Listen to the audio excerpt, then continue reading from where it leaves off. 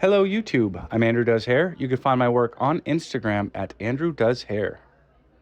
Today I want to take my model Austin and help him to quit getting fades. He's got a grown out fade here. He's been getting fades for a very long time and he came to me saying, I think I want to try to have longer hair. Can you help me to make that transition? This is a very common request lately, and so I'm thrilled to have such a cool looking model willing to let me use him for this video. So basically, he wants to have longer hair, and it's awkward right now because it was a very short haircut that's been grown out. There's a huge difference between short hair that grew out to fall apart versus hair that was cut to be longer. And so what we're doing today is just kind of a quite a minimal shape up to allow the sides of his hair to grow in and become fuller without looking awkward along the way. So the first step of the process here, I didn't do his last haircut. I don't know who did it, but I want to go through everything and make sure it's going to be shapely. So on the top here, I'm going to make sure that his, basic square layers are in fact square. I'm going to start with a center section of hair straight down the middle to get the side profile shaped nicely. And then once I'm done shaping that up and I have my good clean shape there, I want to take that hair and push it to one side, and I'm going to use it as a guide to continue cutting the top of the hair. Now, a lot of times people who get fades, they go to somebody who's like a fade specialist and they're really, really good at fades. But when it comes to cutting the top of their hair, they'll just lift it up in 3 sections and cut the whole thing in 3 chops. If you want to have a haircut that's going to move nicely, grow back nicely, be easy to style, it's pretty important to have this shape on top be really clean and tidy and I guess accurate and precise. And so like you got to take the top in a million sections here to make sure you're going to have that nice clean shape in there. It's kind of a red flag if you go get a haircut and they cut the top of your hair in like 2 or 3 sections, like run. It's probably going to need a lot of pomade to look right. So if we look at his previous haircut, we can guess that it was probably bald from here down when he had gotten it cut. And I'm guessing that they put a weight line way up here and built out some graduation between the bald to that weight line. But since his hair has grown out, the weight line shifted down to here. So what we're going to do first is we're going to take that weight line that is now sitting below the parietal ridge and we're going to put it back up on top of the parietal ridge. And then once that's complete, I can take the newfound length that he has at the bottom of his fade, or what was a fade, and I can connect that to the new weight line. So essentially we're going to push up his now grown out weight line and then connect his newfound length on the bottom to that weight line. So to begin with, I'm going to take mostly vertical sections here, a little bit diagonal back, and I'm just going to build a new weight line that's going to sit right on top of his parietal ridge, which is the widest part of the head.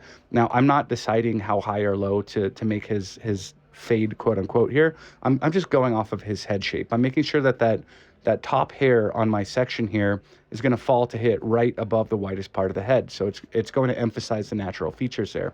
And I'm going to do this basically all the way around the head. The length that I'm taking on the top here to place that weight where I want it, I'm connecting it. The angle I'm using is just connecting it basically to the newfound length on the sides. However, in the back here, his previous weight line was so low that even at the bottom of my angle here, which I'm now following off of previous guides, even at the bottom of my angle here, we still have some of his old weight line left there. Now, he has a very prominent and very strong occipital bone that's quite low. And so the way his hair was previously cut there is not wrong. That's following the head shape. What I'm actually doing here is deviating from the head shape to more or less compensate for an otherwise very prominent occipital bone. So you can see at the bottom of the shot here, he's got a bump of hair down below the new sort of bump of hair or weight line that I'm creating.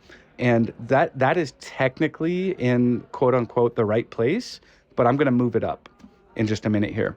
Now over on this left side, he had some disconnection because he was wearing kind of a side part before. I'm going to connect everything.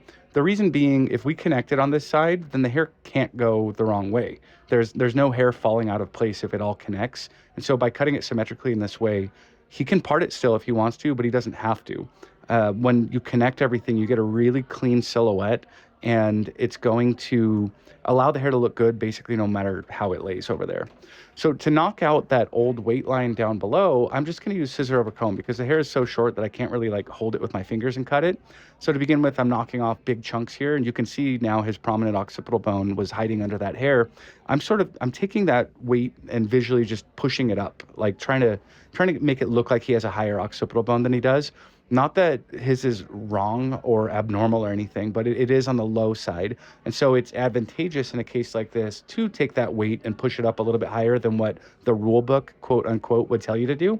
It's just one of those things, those deviations to kind of customize the haircut to the head. Once I get the majority, the bulk knocked down, I can go back with smaller little snips here and kind of clean it up and to get a more tidy finish out of the cut.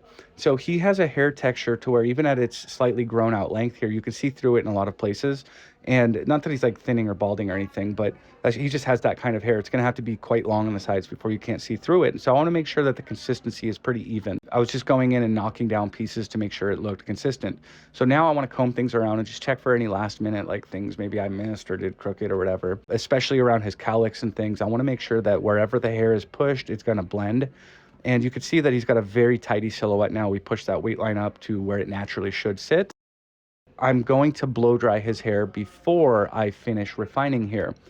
So for the most part, he says he likes a lot of volume on top, and so I'm not going to use a brush for most of this. I'm going to allow his hair to remain somewhat wavy, and I'm just going to rough dry it for the most part. But I want to keep going until the frizz goes away and the hair just becomes, you know, kind of more piecey and shiny. And then once I get that finished, I will take a brush to the sides. The reason I'm doing this is when you get everything laying really flat down like that, that is the least forgiving way to check your haircut. You will see every imperfection that way. It makes it a lot easier to refine and fine tune. So I'm just going to come in here in detail, and places where the hair is darker, I'll take it a little bit shorter or grab a texturizing scissor and go a little slimmer. I want to give everything an edge, of course, but not like a lineup edge. I'm trying to leave it very soft and natural because this is going to allow it to grow back really, really gracefully. So I'm going to take off like the neck hair, like the fuzz, but I want to leave his hair there so that it can continue growing out. And in a month or so, when he comes back to get cleaned up again, maybe we'll approach this differently. But for now, I want to leave that honestly just like nice looking, not like, oh my God, fresh, clean haircut nice, but I want it to look cool. And when he comes back, if that doesn't look cool at its longer length, we'll readjust. So to style, I'm just kind of scrunching the hair and pushing it around. This will take basically zero effort to style. We readjusted his weight line to sit higher on his head while allowing for that newfound length at the bottom to connect seamlessly and allow itself to grow out nicely. We'll get him back in here in a month and see how his grow out is going and see what we need to adjust at that point. Thanks for watching. Please like and subscribe if you're into this sort of thing.